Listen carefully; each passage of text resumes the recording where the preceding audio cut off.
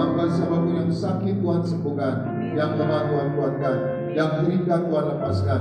Lakukan perkara-perkara yang ajaib bagi setiap kami. Berfirman-Nya ya Tuhan, kami rindu diberkati oleh firman-Mu. Dalam nama Bapa, Putra dan Roh Kudus, dalam nama Tuhan Yesus kami sambut firman-Mu. Haleluya, semuanya berkati. Siap dengan firman Tuhan. Sama-sama kita katakan amin. Kita berikan tepuk tangan kepada Tuhan. Silakan duduk. Selamat siang.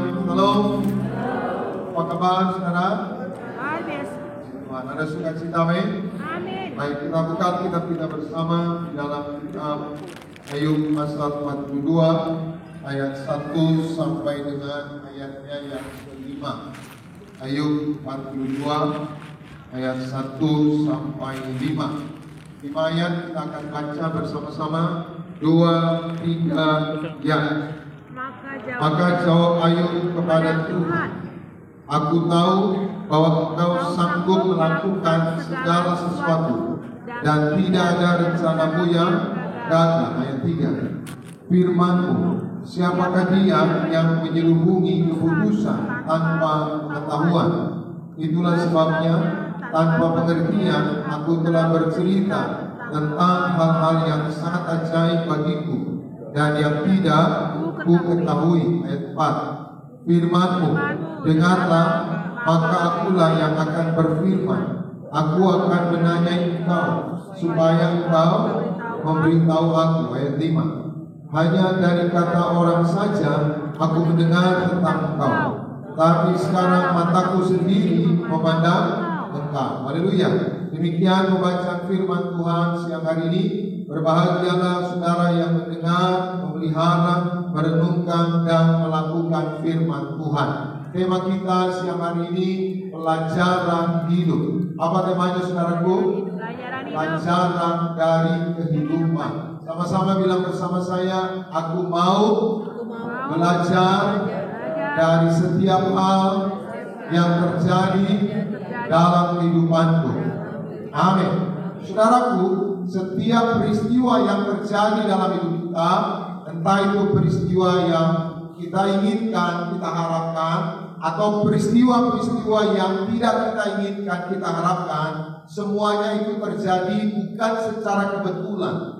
Dan semua peristiwa kejadian yang kita alami, dapat proyek, tipu orang, difitnah orang, saudara, di PHK, dapat pekerjaan, semua peristiwa yang terjadi itu sesungguhnya memberi pelajaran hidup buat kita semua. Nah, pelajaran hidup itu biarlah menjadi pengalaman, menjadi pedoman sehingga kita bisa menata hidup kita menjadi semakin lebih baik, sehingga kita menjadi pribadi-pribadi yang lebih baik, suami-suami yang lebih baik, istri-istri yang lebih baik, anak-anak yang lebih baik, dan orang tua yang lebih baik. Katakan amin. Nah, ayat yang baru kita baca ini cerita tentang kisah Ayub. Dan kisah Ayub ini saudara menarik dan masih terus dipelajari, direnungkan. Kenapa dipelajari, direnungkan?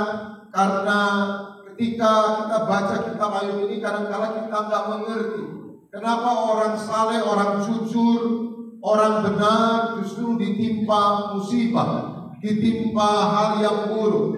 Tetapi sesungguhnya peristiwa Ayub ini memberitahu kepada kita semua bahwa Tuhan yang mengendalikan hidup kita semua. Amin. Bahwa cara Tuhan bekerja dalam hidup kita itu sulit untuk dimengerti. Itu sebabnya saudara nggak perlu mengerti, memahami bagaimana cara Tuhan bekerja.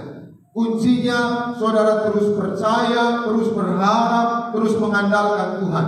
Urusan cara Tuhan menolong kita, memberkati kita, menyembuhkan kita, itu bagian Tuhan. Bagian saudara terus percaya, terus berharap, terus beribadah, terus beriman. Dan percayalah, semua percayamu, semua imanmu, semua pengharapanmu pasti membuahkan hasil. Katakan amin. Maka kisah Ayub saudara banyak memberi pelajaran hidup bagi kita semua. Nah, saya renungkan saudaraku, dalam hidup ini ternyata ada dua hal. Jadi hidup ini terdiri dari dua hal. Yang pertama adalah realita atau kenyataan. Sama-sama bilang bersama saya, realita atau kenyataan. Apa itu realita? Realita itu yang kita lihat, yang kita rasakan, yang kita alami, itu realita. Itu kenyataan. Tapi ternyata hidup itu bukan hanya realita. Hidup itu bukan hanya kenyataan. Selanjutnya yang kedua, ternyata hidup itu ada misteri. Sama-sama bilang bersama saya, misteri. Rahasia hidup. Amin. Apa itu misteri? Apa itu rahasia hidup? Sesuatu yang kita nggak lihat, sesuatu yang kita nggak mengerti. Nah, misteri dan rahasia hidup inilah yang kita nggak mengerti, kita nggak lihat. Ini kita serahkan ke dalam tangan Tuhan. Karena hanya Tuhan yang mengetahui segalanya. Katakan amin. Maka dalam hidup ini, saudara, banyak rahasia kehidupan. Sama-sama bilang bersama saya, dalam hidup ini banyak rahasia kehidupan. Amin. Maka supaya saudara mengerti rahasia kehidupan, saudara harus banyak baca Alkitab. Saudara harus banyak baca Alkitab. Saya mau tanya sama saudara, saudara baca Alkitab? Saudara baca Alkitab? Baca. Atau saudara lagi cuti baca Alkitab? Kenapa kita harus baca Alkitab? Karena di Alkitab ini dicatat, ditulis kisah-kisah kehidupan para tokoh-tokoh Alkitab. Ada kisah Adam, ada kisah Abraham, ada kisah Musa, ada kisah Nuh, ada kisah Paulus, lalu ada kisah Daud, ada kisah Tuhan Yesus. Maka kisah-kisah peristiwa ini memberikan pelajaran-pelajaran untuk kehidupan kita. Itu sebabnya kalau saudara mau tahu banyak rahasia kehidupan, bacalah Alkitab. Di Alkitab ada banyak rahasia kehidupan. Sehingga kehidupan yang kita jalani, kita tahu mana yang harus kita lakukan, mana yang harus kita kerjakan, mana yang harus kita sungguh-sungguh harapkan di dalam Tuhan. Nah, ayat yang baru kita baca tadi memberitahu kita semua, saudara, ini Ayub itu, saudara, pasal 1 sampai pasal 42. Nah, ayat yang kita baca tadi pasal 42. Dan di pasal 42 ini ternyata ada kesimpulan Ayub. Coba kita baca Ayub 42 ayat 2. Sama-sama kita baca. 2, 3, ya. Aku tahu bahwa engkau sanggup melakukan apa? Stop dulu. Sama-sama bilang bersama saya. Aku tahu, aku percaya Tuhan sanggup melakukan segala sesuatu. Amin. Jadi sebelum saya jelaskan ayat ini, saudara, kalau kita belajar bahasa Ibrani, saudara, maka sebuah tulisan, nah ini kan tulisannya, kitab Ayub. Sebuah tulisan itu, saudaraku, biasanya kesimpulannya itu di awal, lalu prosesnya itu di akhir. Tapi kalau kita belajar sastra Indonesia, tulisan Indonesia, prosesnya di awal, karena saudara bikin tesis, bikin skripsi. Pertama bab 1 latar belakang, lalu yang kedua pembahasan, yang ketiga kesimpulan. Kesimpulannya di akhir. Tapi kalau kita belajar sastra Ibrani, tulisan-tulisan itu, saudara, bagian pertama adalah kesimpulan. Maka ayat yang kita baca tadi, Ayub 42 ayat 2, itu kesimpulan dulu. Kesimpulan siapa ini? Ini kesimpulan Ayub. Jadi pasal 42 ini pasal yang terakhir. Kesimpulan atas apa? Kesimpulan atas kehidupan yang dialami Ayub selama ini. Kesimpulan hidup yang menderita, kesimpulan hidup yang sakit, kehilangan anak, ladang gandum terbakar, lalu juga kambing domba dicuri. Nah, ini kesimpulan Ayub. Kesimpulan Ayub apa? Ayub bilang, tadi dikatakan ayat 2, aku tahu bahwa engkau sanggup melakukan, boleh dimunculkan aja. Aku tahu bahwa engkau sanggup melakukan apa?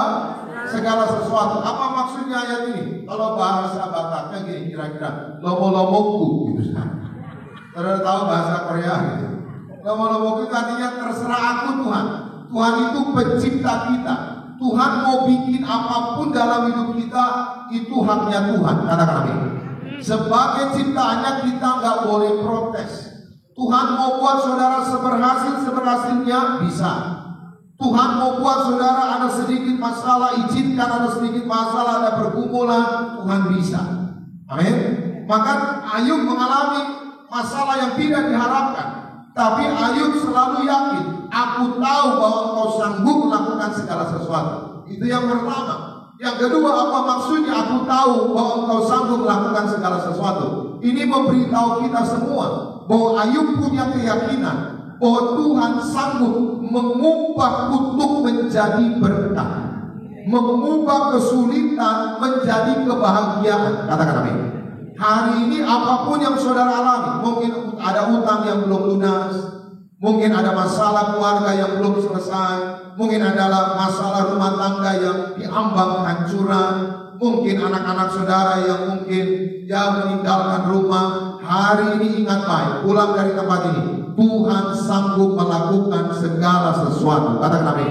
Tuhan sanggup pulihkan rumah tanggamu, Tuhan sanggup pulihkan ekonomimu, Tuhan sanggup lakukan yang terbaik buat hidup saudara. Katakan amin. Itu kesimpulan pertama. Kesimpulan yang kedua, lagi kita baca ayat 2, Ayub 42 ayat 2. Sama-sama, 2, 3 ya. Dan tidak ada apa? Rencanamu yang gagal. Sama-sama bilang bersama saya, rencana Tuhan tidak akan gagal. Artinya apa saudara? Rencana kita bisa gagal. Ya, misalkan saudara, ya nggak di sini lah, misalkan di luar. Ada orang mau nikah, ya. Tentu orang mau nikah itu harapannya mau bahagia. Tidak ada orang mau nikah lalu di tengah jalan pisah. Ada saudara yang merencanakan saya mau nikah nih sama dia, lalu saudara berencana nanti tahun ke-10 saya mau pisah sama dia. Ada yang seperti itu ada? Gak ada. Tentunya kita waktu mau nikahin istri kita, mau nikahin suami kita gak ada rencana yang buruk. Tapi faktanya waktu kita menjalani pernikahan ini, di tengah jalan ada masa-masa yang sulit, ada masa-masa yang berat, sehingga salah satu mungkin suami, mungkin istri berkata, saya udah gak kuat lagi sama kamu. Artinya apa? Ini memberitahu kita semua bahwa rencana kita bisa gagal, tapi rencana Tuhan tidak akan gagal. Katakan amin. Selanjutnya, misalkan saudara mau buka usaha. Saya yakin saudara mau buka usaha gak pernah punya cita-cita nanti di tengah jalan usahamu bangkrut. Gak ada. Tapi faktanya ada banyak orang yang sudah berusaha, di tengah jalan usahanya bisa gagal. Tapi hari ini siapapun saudara, selama saudara serahkan usahamu, rencanamu, keluargamu ke dalam tangan Tuhan, tidak akan gagal. Katakan amin. Tapi selama saudara berjalan sendiri, sehebat apapun saudara, sekuat apapun saudara, itu bisa gagal.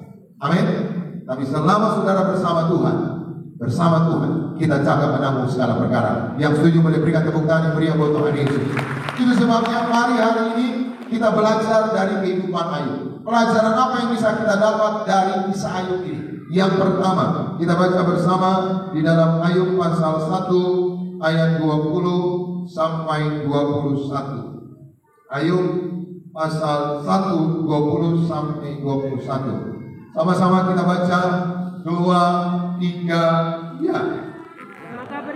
Maka berdirilah Ayub lalu mengoyak jubahnya dan apa? Mencukur kepalanya. Kemudian apa?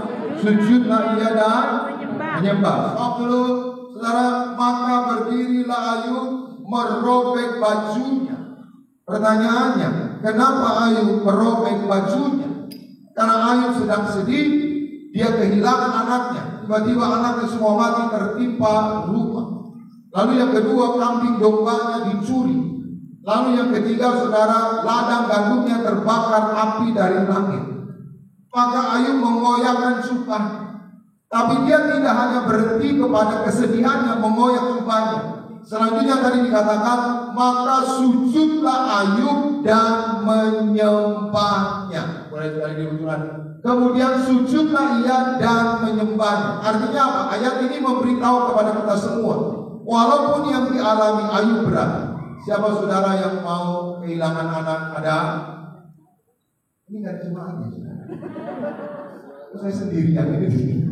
Siapa saudara yang mau kehilangan anak? Ada? Enggak. Kehilangan anak adalah peristiwa yang sangat menyakitkan. Lalu kehilangan pekerjaan, lalu kehilangan usaha. Tapi sikap Ayub, respon Ayub, dia datang kepada Tuhan dan dia berdoa. Maka ayat ini memberitahu kepada kita semua, seberat apapun masalahmu, cara terbaik yang bisa kita lakukan adalah berdoa. berdoa. Amin.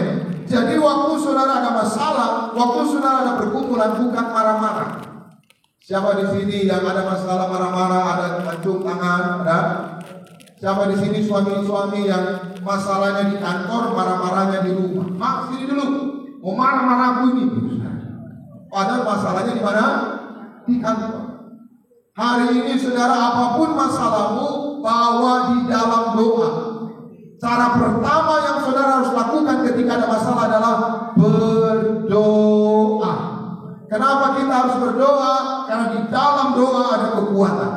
Kenapa kita harus berdoa? Karena dengan berdoa kita menarik tangan Tuhan, menarik kuasa Tuhan, menarik kemurahan Tuhan untuk menolong hidup kita. Katakan. Terus lanjut. Doa Ayub apa? Kita baca ayatnya ke-21. Sama-sama 2, 3, ya. Katanya, dengan telanjang aku keluar dari kandungan ibuku, dengan telanjang juga aku akan. Oh dulu, apa artinya dengan telanjang aku datang? Dengan telanjang aku kembali juga. Apa artinya? Ini memberitahu kita semua bahwa sesungguhnya kita ini gak punya apa-apa di dunia. Kita datang ke dunia gak bawa apa-apa, gak punya apa-apa. Nanti pun kita kembali kepada Bapa gak punya apa-apa. Amin. Lalu siapa yang punya rumah kita? Mobil kita itu punya siapa? Suami kita, istri kita, anak-anak kita itu punya siapa? Lanjut kita baca sama-sama 2, 3 ya. Tuhan yang memberi, Tuhan yang mengambil. Terpujilah. Siapa yang kasih rumah saudara? Siapa yang kasih suami saudara? Siapa yang kasih istri saudara? Seberapa banyak rumahmu hari ini, seberapa banyak hartamu hari ini, seberapa banyak mobilmu hari ini, semuanya punya Tuhan. Amin. Maka yang pertama, pelajaran apa yang bisa kita dapat dari kisah Ayub? Yang pertama, selalu ingat semua yang kita punya milik Tuhan. Sama-sama bilang bersama saya, semua yang aku punya milik Tuhan. Amin. Di suami saudara punya Tuhan, istri saudara punya Tuhan, anak-anak saudara punya Tuhan. Contoh, misalkan saya punya mobil, lalu saya kasih mobil saya sama Pak supir. Pak, saya kasih pinjam mobil saya, lalu dia pakai. Setelah 3 bulan saya ambil, Pak sini saya ambil mobil saya. Boleh Pak supir marah? Boleh Pak supir marah? Sama, hari ini saudara punya suami, punya istri, punya anak-anak, punya orang tua.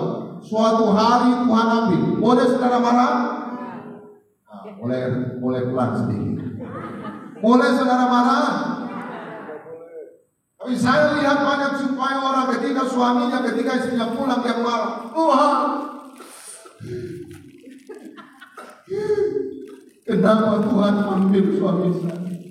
Kenapa Tuhan ambil istri saya? Jadi ingat baik, suamimu punya siapa? Istrimu punya siapa? Anak-anakmu punya siapa? Tuh.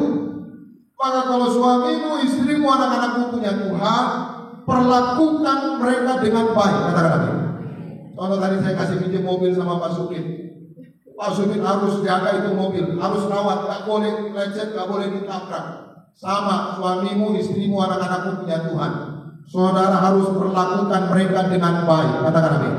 Iya. Kenapa? Karena itu punya Tuhan. Maka banyak orang saudara gak menghargai suaminya, gak menghargai istrinya. Udah gak ada saudara baru menyesal. Baru malam penghiburan tutup peti, lalu bilang, pendeta, saya kok diambil ya suaminya. Pendeta, kok saya diambil istrinya. Selama hidup kita gak urus, selama hidup kita gak baik, bertengkar. Ada di sini suami istri suka bertengkar, ada? Jangan angkat tangan. Kalau angkat tangan nanti makin berantem. Maka mari saling mengasihi, saling mengampuni. Katakan amin. Anak-anak muda, hormati orang tuamu. Ya, anak-anak muda di sini. Anak-anak muda, hormati orang tuamu. Lakukan yang terbaik. Ingat, kasih orang tua itu tanpa batas. Alkitab bilang apa? Hormatilah ayahmu dan ibumu supaya apa? lanjut umurmu, dan bahagia hidupmu di bumi. Saya melihat banyak orang hari ini, saudara, ya gak menghormati orang tuanya diabaikan. Contoh sederhana, anak-anak ingat yang besarkan kita itu orang tua, ya khususnya ibu lah. Kan dulu kan kita, ya saya juga, saudara juga, kan saudara gak bisa langsung ngomong kan, gak langsung bisa baca. Waktu kecil yang ngajarin kita baca, yang ngajarin kita ngomong siapa? Orang tua kan? Ya dulu diajarin ibu saya misalkan B-U-U-U D-I-D-D B-U-D. Ayo kamu baca B-U-U-U D-I-D-D Adi. Salah. Nah, lalu diajarin lagi, ayo coba B-U-U-U D-I-D-D Budi. Adi. Salah. Nah terus diajar sampai akhirnya kita semua pinter baca, pinter ngomong. Udah gede, udah besar, orang tua mau ngomong. Nah, sebentar dulu, mama mau ngomong. Sibuk. Ada di sini anak-anak yang sibuk. Kalau orang tuanya mau ngomong ada? Banyak. Ada jemaah saudara, untuk ngomong sama anaknya, dia sampai panggil saya. Pendeta boleh datang ke rumah? Boleh ya. Pendeta, tolong dulu ngomong sama anak saya. Saya bilang, yang punya bapak siapa, yang punya ibu siapa? Kok saya ngomong gitu? Itu saking dia nggak bisa ngomong sama anaknya, maka disuruh pendeta ngomong sama anaknya. Ada di sini anak-anak yang supaya diomongin orang tuanya pakai pendeta ada. Maka saudara, kadang-kala kita orang tua telepon, di mana kamu gitu. Orang tua rindu mau ngobrol sama kita, baru angkat telepon, saudara udah sibuk.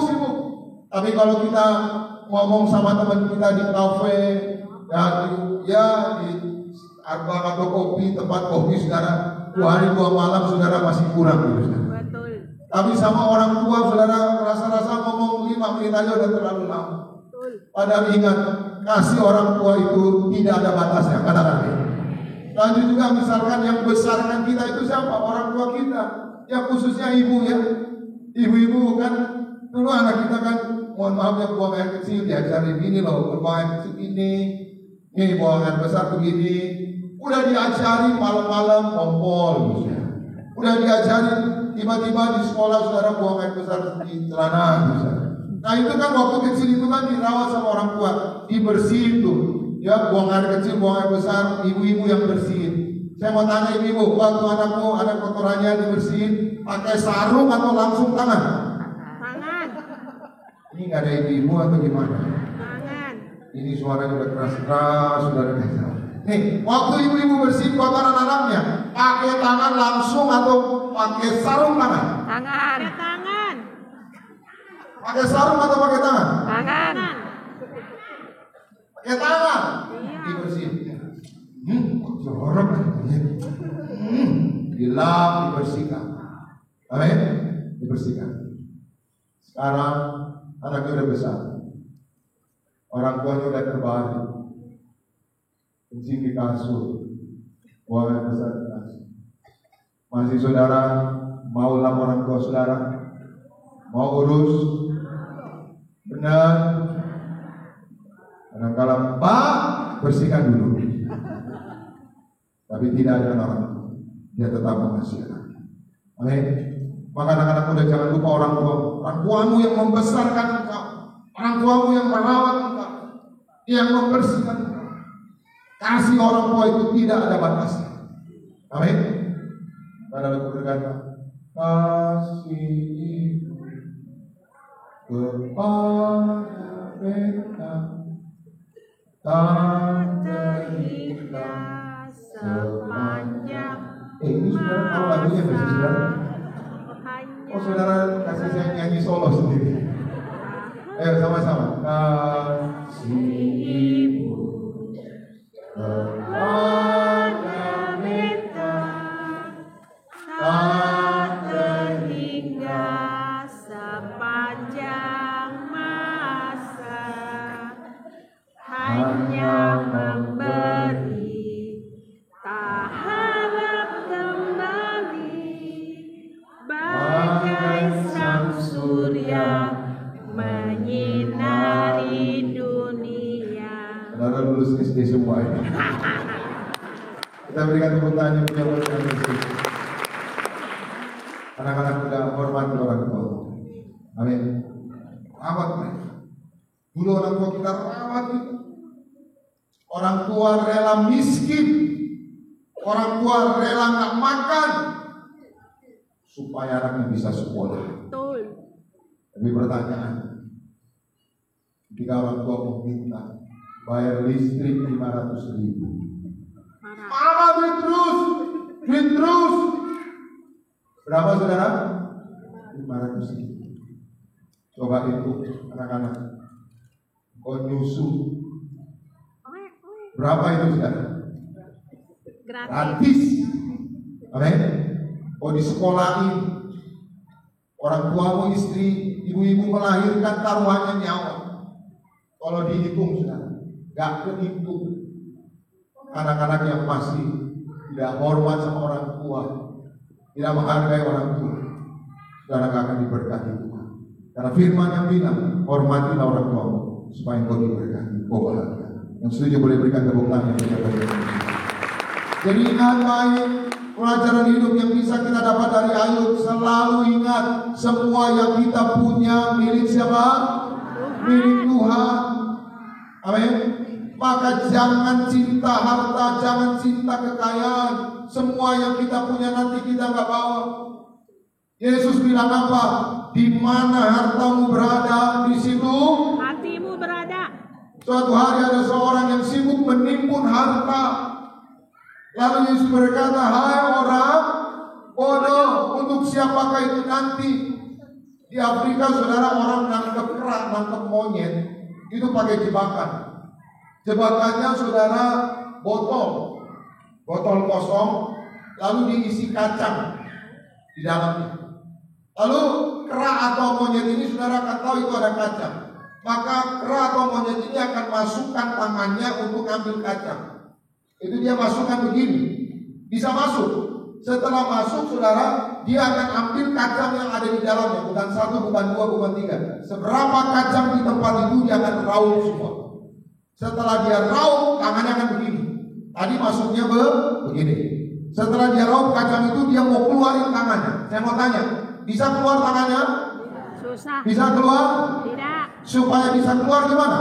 Buang sebagian. Lepaskan kacang. Maka hati-hati, jangan sampai iblis menjebak kita. Bukan saya bilang uang saudara-saudara buang, bukan. Tapi jangan terikat sama uang, jangan terikat sama harta. Hati-hati, iblis bisa menjebak saudara. Maka selama saudara, apa yang saudara punya, lakukan yang terbaik. Kalau saudara bisa tolong keluarga saudara.